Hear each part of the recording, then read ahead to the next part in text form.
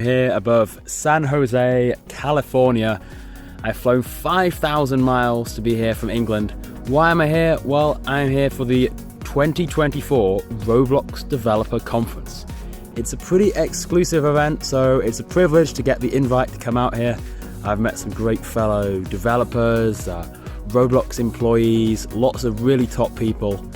And if you're wondering what it's all about, then allow me to take you on a little journey. I'm flying from Heathrow, just outside of London. Now, for the first time ever, I actually paid for lounge access. This one is called Club Aspire, and it hosts complimentary food, drink, and a slightly more chilled environment where you can charge your phone and enjoy the world's smallest beer while I waited for my flight.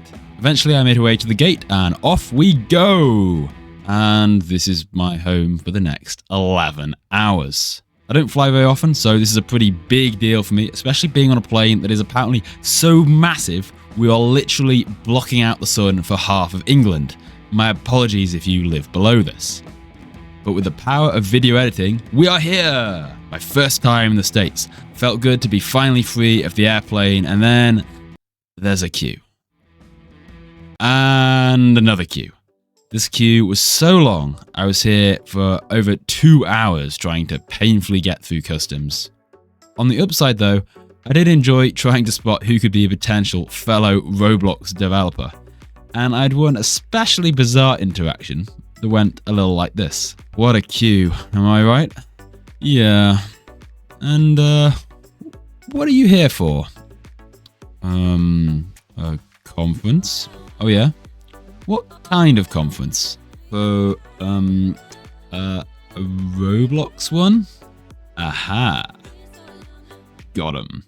Long story short though, this random dude turned out to not only be going to the same conference as me, he's literally from my hometown, has long hair and a beard, and has a baby the same age as mine. Is this some kind of weird, bizarre, alternate version of me? Have I met a clone? Maybe, but who cares? We're in America! It was pretty surreal to be here. You see America constantly through movies and TV shows, but I've never been here. It feels so familiar and yet simultaneously foreign and on such a vast scale compared to everything back home with its huge highways and towering city blocks. And not only that, but I'd left England at noon. I'd now travelled for over 10 hours. I was totally exhausted, and yet I could still enjoy the early afternoon sun here. Checking into my hotel room was certainly a relief.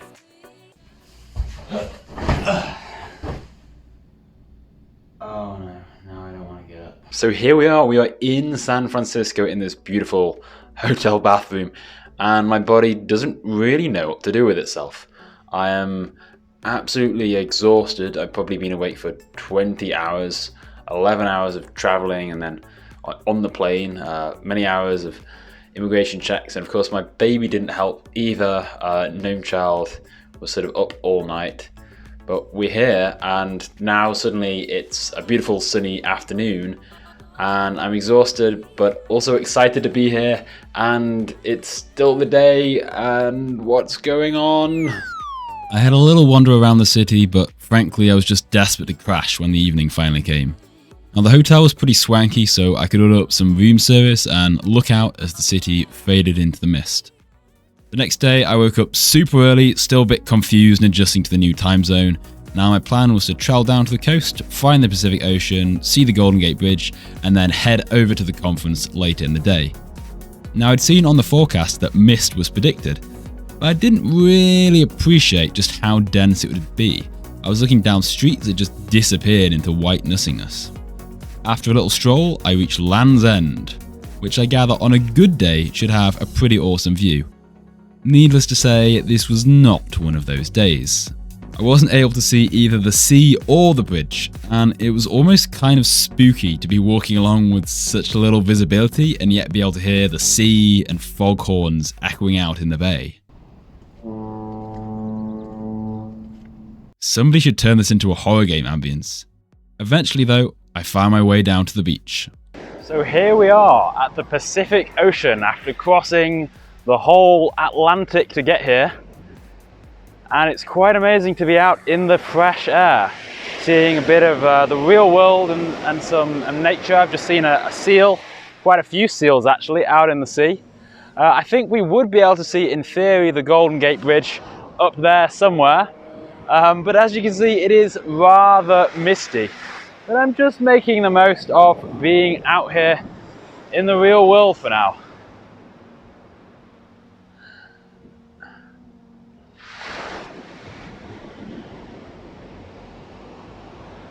Let's go and do some more adventuring. Now, this is probably not how most people approach the Golden Gate Bridge, but honestly, I'm having a great time. I've got the cliffs down there below, you probably can't see them. And I think a good view needs a good hike in order to be properly appreciated. Otherwise, you might as well have just seen the thing on Google Maps anyway and been done with it. Whereas this way, you feel like you've earned it. At least that's the theory. We'll see. So I continued on down the misty path until eventually the looming figure of a bridge began to materialize before me. So here we are, we have reached the bridge. Isn't it majestic? Okay, it's slightly fading into the fog behind me, but we are here. I actually wasn't prepared for how noisy this thing is. Obviously it's a major highway, but it really rattles, and then we've got all these fog horns going on of the ships down below in the bay. I imagine this fog might clear. It's clearing a tiny bit just while I've been here. It is still fairly early, but I haven't got that much time as I need to get back. I haven't checked out of my hotel yet, so I'm gonna have to get back there at some point. But there we are, we have seen the thing, sort of, so tick. On my way back, I dropped in briefly into Fisherman's Wharf. This is sort of tourist central with lots of shops and cafes. You can also get a ferry from here to go out and see Alcatraz prison. The whole area though was still opening up while I was around, but you can see how different the weather is here. It's really quite a sunny day, and yet if we look out into the distance, you can see the way that the mist just lingers around the bridge. Really quite peculiar. But before long, it was time to get back on the road and head over to San Jose, the location of this year's RDC. I'm staying at the Hilton, which is literally next door to the venue. San Jose itself is kind of an interesting place, as the city feels almost kind of concrete and sterile on the streets, and yet it has this terrific mountain backdrop, and you can see how green the place is from above. Now, technically, the conference doesn't properly start until tomorrow. Thursday afternoon is a great opportunity to do some early networking as everyone's arriving at their hotels.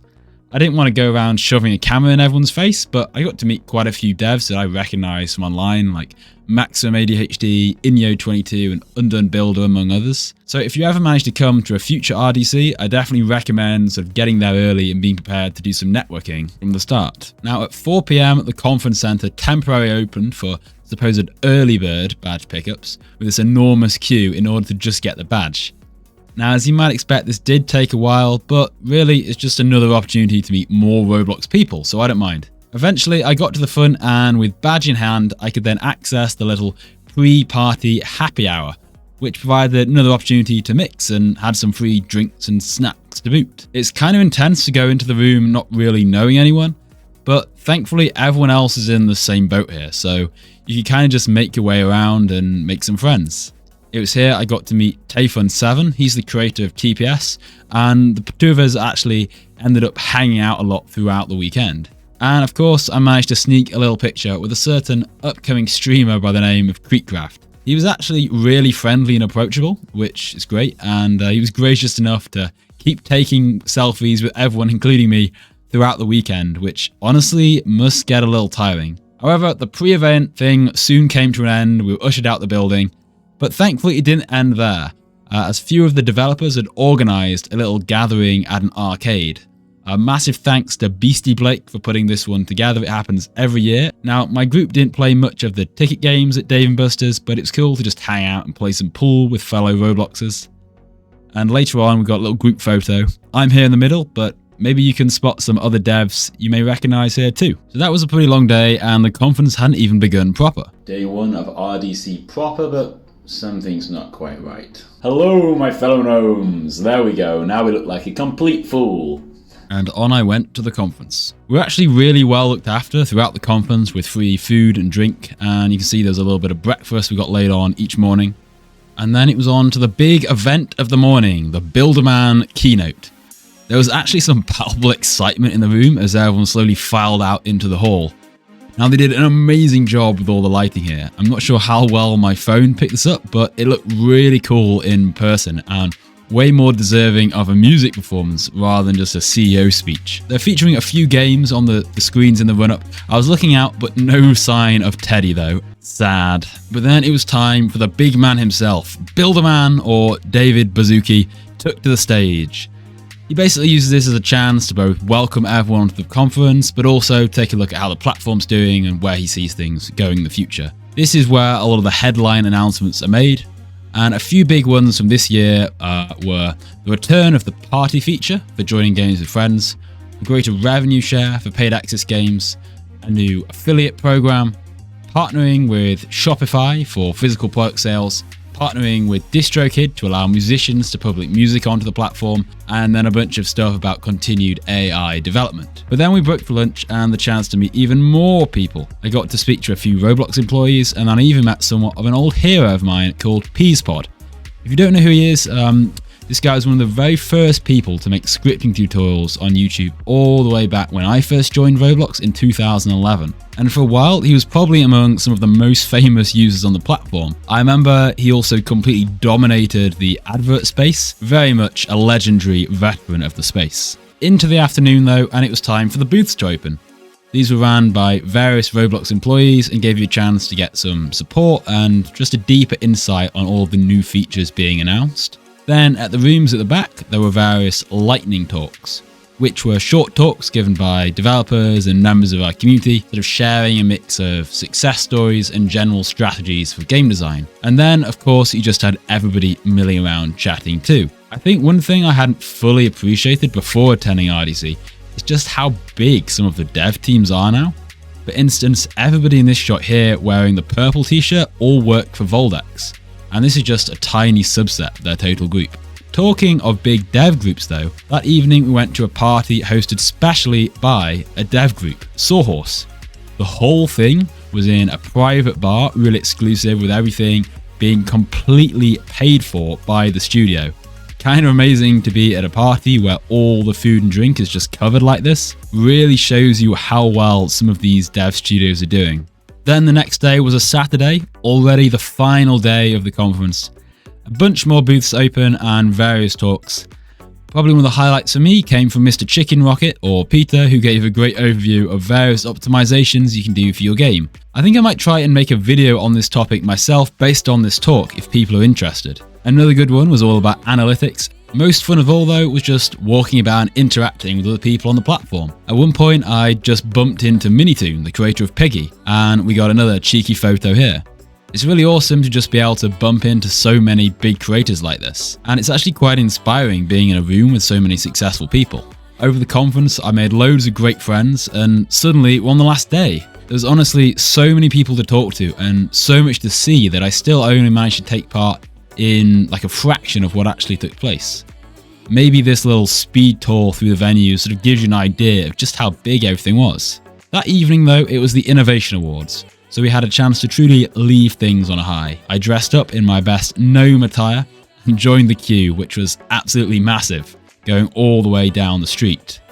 Pleased to see lots of others dressing up for the occasion though. Once inside, it was a bit like being at the Oscars. There was a red carpet, people taking photos, and waiters coming round with free drinks and little canapes. Definitely a cool vibe. Finally, we headed inside and the awards themselves began. I won't go into all the nominees and winners here, but needless to say, Dress to Impress and Jandal were both big winners here. But massive congratulations to all the nominations and winners, and I think everyone came away feeling motivated and wanting to try and get themselves a nomination for next year. Then at the end of all the awards, I managed to get myself a cheeky little selfie with the man himself, David Baszucki. Really cool to meet him, though admittedly a little embarrassing to find yourself in a literal queue to have a photo with someone. But hey, I met Builderman. And so that was it. RDC 24 was officially over. I had a whole bunch of swag and a really fantastic experience to look back on. I actually had the invite for previous years, but never committed to coming all the way to the States, and I sure am glad I did. The whole thing was amazing, and If any of you ever get the chance to come, thoroughly recommend it. Made some great friends here. If you're watching this, it was a pleasure to meet you all. And really, it's just been an honor to get the invite in the first place. Hopefully, I'll be back next year, and maybe you watching at home will be there too. So let's all try and make this coming year a good one. Let's make some cool stuff. And who knows, maybe we'll all be there up at the Innovation Awards at RDC 25. But I couldn't make this video without thanking you guys, because you are what make this whole thing possible. My fellow gnomes, our little community here, is something I think is very special. And anyone who's watched my videos, used a tutorial, played one of my games, and supported me all along the way, thank you so much. You are what make all of this possible. You guys are awesome. So thank you for your support as we continue on this crazy journey that we're trying to do. Thank you very much for watching, and goodbye!